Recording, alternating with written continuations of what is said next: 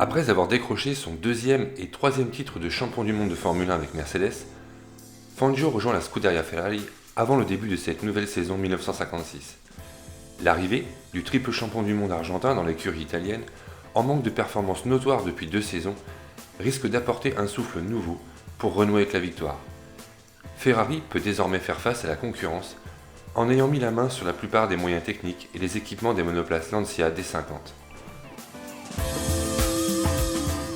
Aux côtés de Fangio, les Rouges ont décidé de faire confiance aux 13 jeunes Eugenio Castellotti, à Luigi Musso et à Peter Collins. Maserati, encore en quête de glaner un championnat du monde pilote, engage le Britannique Stirling Moss, véritable révélation du championnat précédent, et Jean Berra, le Français. Quant à Mercedes et sa monoplace W196, dominatrice pendant 2 saisons en 1954 et 1955, l'écurie allemande du groupe Daimler-Benz s'est retirée de la Formule 1 après le drame des 24 heures du Mans en 1955 et ne participera à aucune course de Formule 1 jusqu'en 2010. Sur les 7 Grands Prix courus en Argentine et en Europe, les victoires ont été partagées entre 3 pilotes seulement, soit 5 victoires pour la Scuderia Ferrari de retour aux affaires.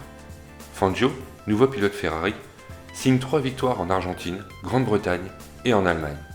Peter Collins, son coéquipier, remporte 2 victoires en Belgique et en France. Stirling Moss, quant à lui, a sauvé les meubles en étoffant son tableau de chasse avec 2 victoires à Monaco et en Italie, portant haute les couleurs de Maserati. Avant le dernier Grand Prix de la saison en Italie, à Monza, le 2 septembre 1956, les données sont claires. Fangio doit finir la course dans les points s'il veut remporter le championnat pilote. La quête d'un nouveau titre pour Fangio se complique.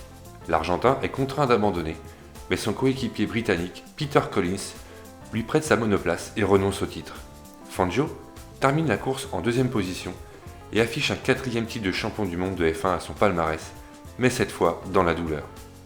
Ce dernier Grand Prix de la saison est remporté par Stirling Moss sur Maserati. Si les cadors de la compétition ont une nouvelle fois dominé la saison, un Français se distingue, c'est Jean Berra, à bord de sa Maserati 250F, qui a intégré la F1 lors du Grand Prix d'Italie en 1951, au volant d'une Gordini. Le Niçois est monté 5 fois sur le podium cette saison, 2e en Argentine et 3e à Monaco, en France, en Angleterre et en Allemagne. Il se classera 4e au classement final de ce championnat 1956.